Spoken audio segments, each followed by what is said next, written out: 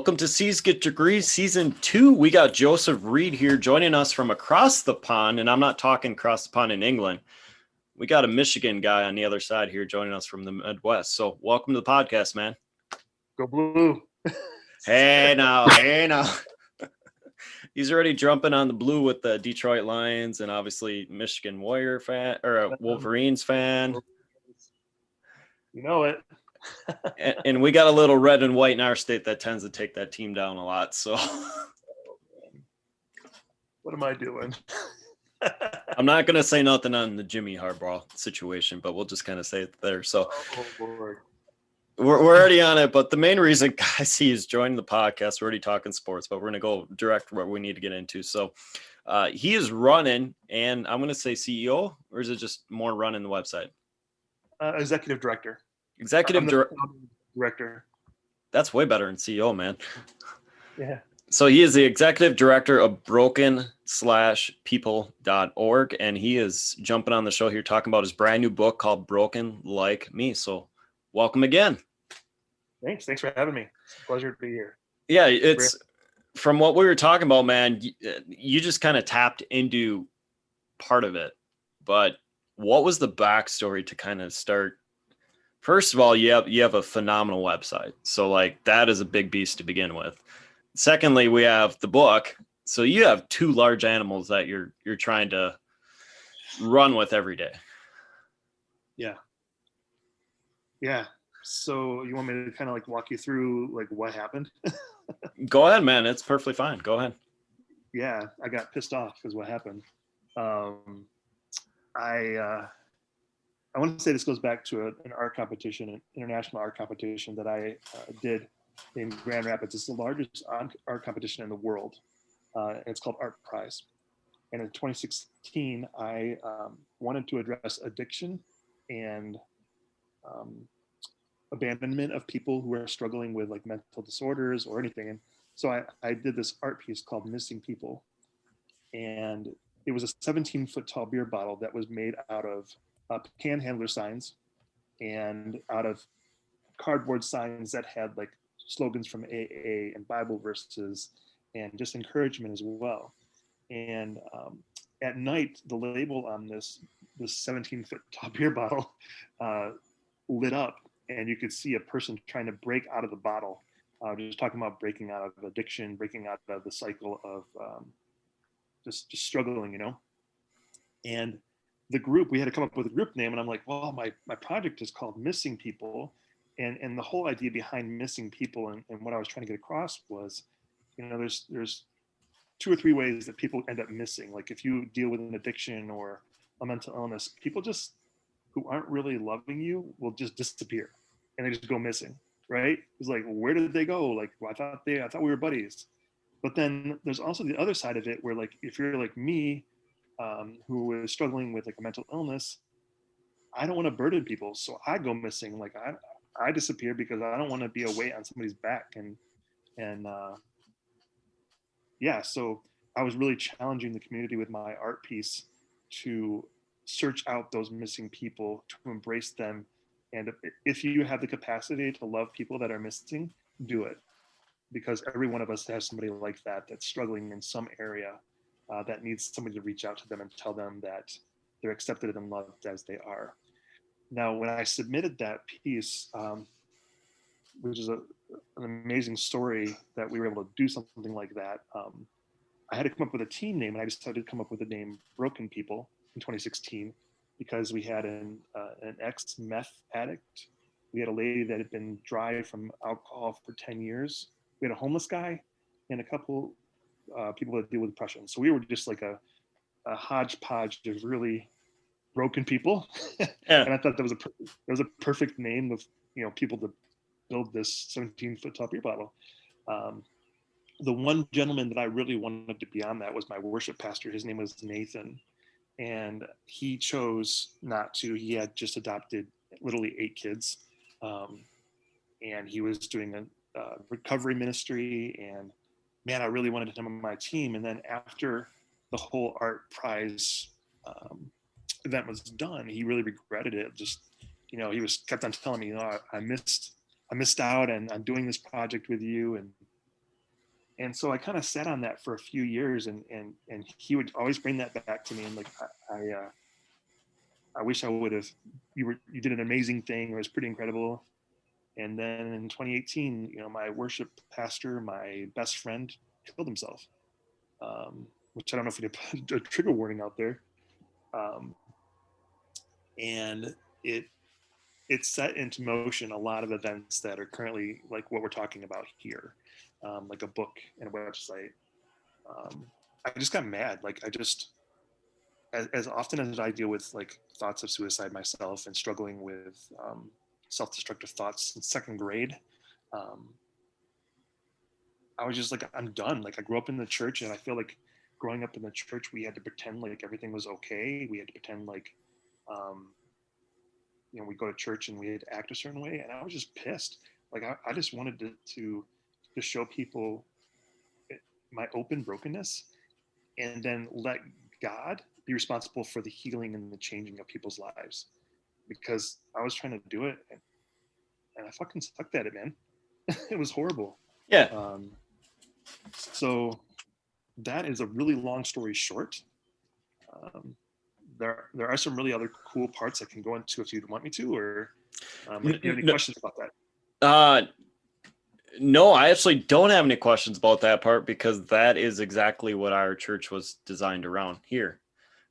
We call it, like, we walk in, we're like, yeah, we're just a bunch of misfits that are broken in our system. And it's not like we all got, and this is the one here, and I mean, my backstory, but like the one here, we call it the unchurch, because we all got sick of going to the pews, looking a certain way, acting a certain way, not being holy or whatever it is. And the guy that's leading it, which is a phenomenal guy, he's the guy that baptized me. He goes, you know what? Screw it. He goes, I want it to be discussion. I want it to be, sit down, chewing a meal like all the disciples were. And I want to learn, not the proper way, but he's like, I want to be different. And that's what we built it around. And I think right now the people come and go just because of COVID and stuff. So like there's some crowds that came and left and whatever. So just like everything though, but like every week, I'm obviously on the selling team, but every week we have a 25-minute discussion after the sermon's done. And he wants that group discussion because he's like, I want that accountability to everyone. Say, okay, hey dude, you're going through something. We all went through something. You're going through addiction. We all went through it. And he's blatantly honest, and all of us, like, you sit at our table, all of us would be like, all right, dude, we're broken. Yeah. And we're openly honest about it and not afraid to expose it. Not say expose it, but like bring it to public. Yeah. And there's some people that aren't broken that still need to be part of that conversation too, because it takes a community of people that are both broken and unbroken to kind of like live, yeah. I think we draw these lines based on politics. We draw these lines based on economics and race and gender, and I'm healthy, you're not healthy, and we all live in the same world, and Jesus, he chose, a tax collector and a zealot and, fishermen, and, God chose a shepherd to lead a nation. It's like, these labels aren't helping anybody. We're just supposed to live together, This is going on a discussion last Tuesday night, and I'm not going to, this occurred after class. The guy comes walking up. He's like, well, he goes like, I'm broken. I'm doing this and whatever. And I'm keeping his name out of it.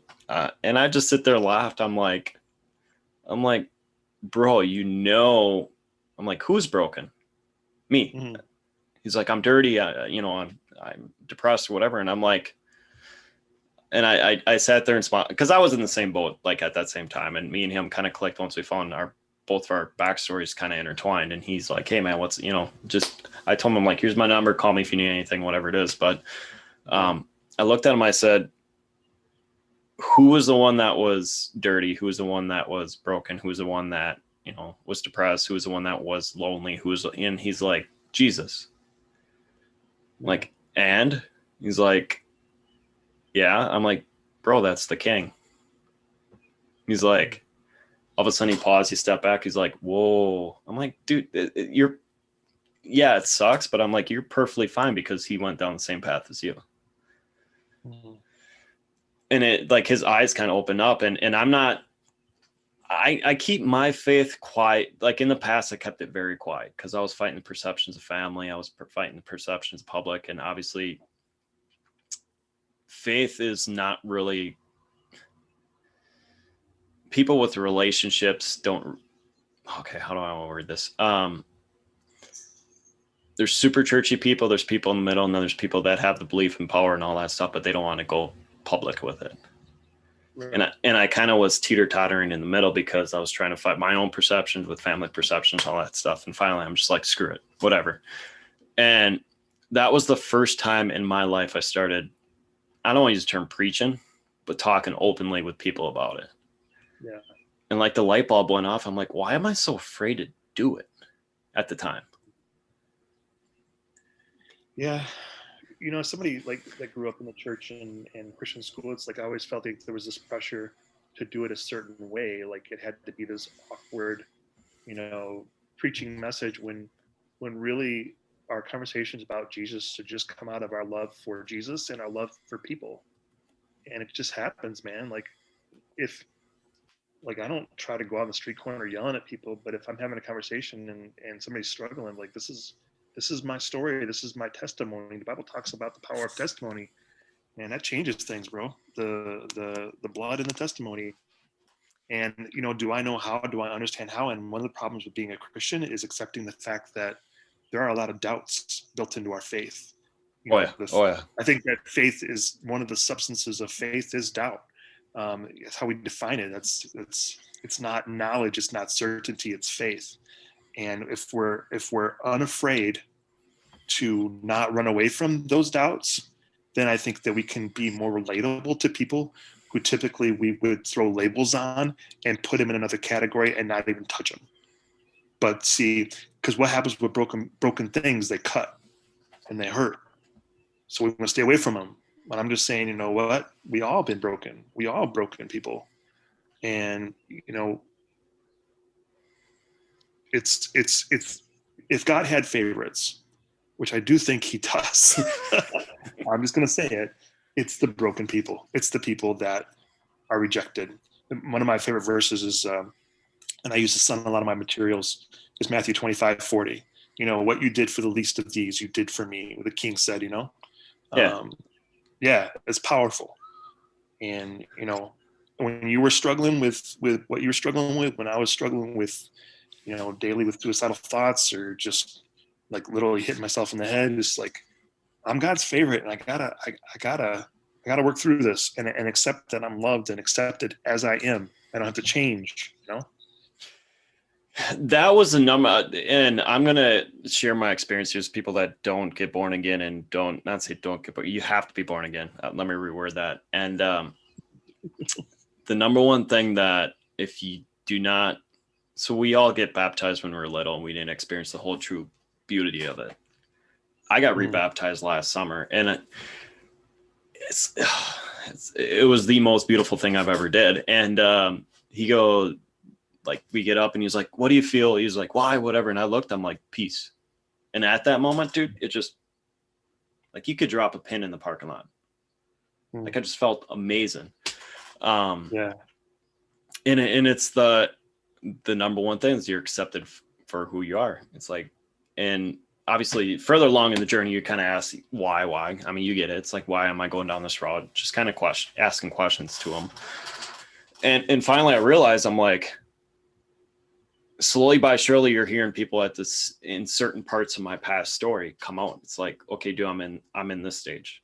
You know, I can't sleep. I can't eat because I had this huge trauma issue occur to me. I've been through that. You know, it's like, I need to quit drinking because of my mental issues, whatever it is. I went through that. And now I'm at that phase where I'm starting to, like, people you wouldn't know come out are starting to come out and be like, okay, how did you do that? Or vice versa, where it's like, it's almost like it's literally watching me in my past all over again. But I'm happy, I'm accepted with it. And I'm like, okay, this is what I did to get through it. This is how I did. And this is what he did for me. So I think just like everyone, and we're going to preach here for a little bit, but just like everyone, if you don't think your story's not worth it to help someone, It's insane. Like, he's putting you through that story for a reason. Yeah. And, you know, I'm still bullheaded. I'm still, you know, want to do it on my own terms. I think we're all human. We can all smile and say it that way, but it's deep and through, man. Once you realize that you're starting to give back and help people, that, like, automatically right now, like, any extra cash I get, it's like 10%, boom, right to him. No ifs, ands, or buts. Like, I'm just like, he's got it. Like, just, I can't even explain it, and you can't even explain it. Once everything starts lining up with the spirit and all that stuff, all of a sudden these events just start laying out, and the trials kind of go more towards sunshine. Like, tribulations turn into more like happiness and savior and all that stuff. And to me, it's just, I don't want to go to back. I don't want to be that old me again. Yeah. And yeah, it's not to get too far in depth and explain it, because that's a whole different, like, we can talk for hours on that, but the light bulb finally went off where it's like, okay, this is the reason why I took you through this. Yeah. I have a little saying that I kind of use as kind of like what has carried me to where I am is what God brings you through, he takes you to. So he uses your past as your ministry for your future, because there's nothing that what the devil intended for evil, God will use and restore for good. Like, yeah. There's just nothing he's going that the devil's going to do to you that God isn't going to recycle and use to minister to other people. So he's brought you through some things, and he's taking you to some wonderful things, and that past is a clue to your history. So I think it's phenomenal that you're doing this. I'm enjoying the ride right now, and especially with podcasting, the people I met, I know it's a gift. I'm looking at it. Some people will, like, you know, I'm going to see just two different avenues on how people expect this. I know this podcast is a gift. I know I got blessed with the gift to talk, so I'm using it to help now share his glory. But I can't get cocky about this anymore. Like, the whole industry of what's coming down, like, once I started this, the whole everything that's laid out, do that. I can't even do that. Mm-hmm. You know, I can't get the people lined up. I can make my own ambition to say, or my initiatives to say, hey guys, join my show. But like what you guys present in the stories and stuff, that's not me talking. And so I'm very grateful for this show. But yeah, like, I was joking around with someone very close to me. I'm like, I didn't go to school for this stuff. Right. And then I finally realized, I'm like, you know what? You know, school, I get that. You have a degree, but he's got a better life waiting for you. You just got to follow it. Well, yeah, I mean, and I think a lot of things have happened with me. Like, I didn't go to school to work with mental health. You know, I've got a bachelor's degree from Liberty University. I went to police academy in Flint, Michigan. You know, this isn't where I was focusing, but so when, you know, as I run this organization, you know, where I deal with people with schizophrenia and dissociative disorder, with bipolar and all these things that I don't know a whole lot about. The one thing I do know and I am capable of doing is loving people. And that's what my organization is all about. You know, we point people to therapy. We say, talk to your doctor. But when you're looking for a community of people to love you and accept you where you are, that's what we can do. And that's what you do through this podcast. Yeah. And, you know, you don't need schooling to love people. You just need an open heart and an understanding mind. And if your heart's not quite open enough, God will make ways in it to make sure it's soft. Yeah, and it's not fun.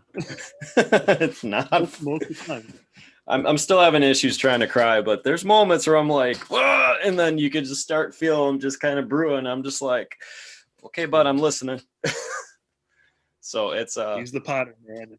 He's the potter. He'll find your way for you. He knows the way to break you, and he knows the way to break you. He knows the way to make you, and he's got the perfect design for you, bro. And I'm enjoying it, man. And I know there's more breaking coming. I already know that. So it's something's gonna occur big that's gonna make me just pop. But I'm at the point where I'm loving it. I'm loving worship music. So you go to the church. So like the one I visited Sunday morning they played Waymaker, and then there's another beautiful song before that, and they were loud and they were just bass, just heavy. I'm like, that was beautiful. And then we went to ours and they played a tremble, whatever it is. But I'm at the moment now where I enjoy beautiful worship. And when the band's ripping and it's just loud and crude and people are getting into it, like a Southern Baptist church, you know, like where they're hooting and hollering and jumping and, you know, just dancing up on stage. I love that stuff, man. And I cannot go days without that. Yeah. I grew up Pentecostal, man, so I know about grandma running around the church doing a Jericho march, and just I have a lot of experience with that. But let me just say this too, bro. You know, one of the things I talk a lot about when you talk about upcoming brokenness is there's a term in mental health that's called coping ahead, and I don't know if you're familiar with that term. I haven't been yet. No. Okay, so coping ahead is just a matter of preparing yourself for what's next. So, like, say tomorrow, you know, you got to like break up with a girlfriend or whatever. You know, you got something tough. Like, how are you going to respond to the different options or the different opportunities that are going to potentially result from that decision? So you kind of plan for, what am I going to do? Like, if like one day I thought I had cancer in my lung. It's like, how am I going to respond if, you know, I go and I get this test if it's cancer? Well, I had my friends on speed dial. Like, I told all my friends, like, this is what I'm going to do if I have cancer. If it's not cancer, this is what I want you to do. These are all like planning ahead of like, how am I going to deal as best as you can. There's some things you can't prepare for, but there's a lot of things you can. And, you know, when you think about coping skills, it's like, how do you deal with the things that are here in the now? You know, like using mindfulness and just kind of being present. And but the coping ahead is like, how are you going to deal with stuff that you don't know what's coming? Well, it's very similar. And I think that, you know, when I think as Paul talks about putting on the armor of God, that's a coping strategy, like to prepare ourselves for spiritual warfare. Um, yeah. So coping ahead, man. Just prepare yourself for the brokenness, but also, man, expect the victories. Expect the wow, you know, and really know how to celebrate that. That's been hard for me to really celebrate, like learning how to celebrate the good things. It's a work in progress with the good things. So yeah, but you're not there yet. So be that mindfulness thing of, you know, what is it that God is want to speak to you right now where you are? What do you need to be learning right now where you are? Be all there, dude. Like your future doesn't start 2 months from now. Your future is 5 seconds from now, and you are living in the present. So like, there's stuff and blessings happening right now that is so easy to anticipate and to be excited about what's next. But don't miss what's next for what's right now, you know, because this is important, and he's going to teach you some things through this too. And you know, even this conversation we have right now is just it's a blessing to me. So yeah, right now I'm enjoying it, man, because I know you're smiling with me talking and I'm smiling on my end. So I'm like, I know we're dropping some knowledge here. So so let's wrap it up here, because we got 10 minutes here before the clock, or we call this my toot section. So come on here, toot away, brag all you need to brag, and find direct people where they need to find your stuff at. Yeah. So first of all, y'all can email me at Joe. So JOE at broken-people.org. So I'm open to like discussions. You can look at my website at www.broken-people.org. And there's nothing up about my book about that right now, but that'll be up in a few days, just because the launch isn't happening till the 1st of June. So either of those ways you can reach out, and you can get connected to our Facebook community. We have people from over 43 different countries that interact in our online community, which is pretty amazing. You know, Democrats, Republicans, Black, white, female, man, gay, straight, it's all there. And, you know, Christian, non-Christian, Muslim is all there, and we're all getting along and not fighting in the aisles. And, you know, it's just like what's it take to love? So yeah, my website, and my email. Love to connect you with some of the resources we have. I also work with NAMI, which is NAMI. It's the largest grassroots organization for mental health in the country. So I do presentations for them bi-weekly. No, you're good, man. I'll edit that out. But no, thank you for coming on the pod, man. And I'm just gonna end it right here.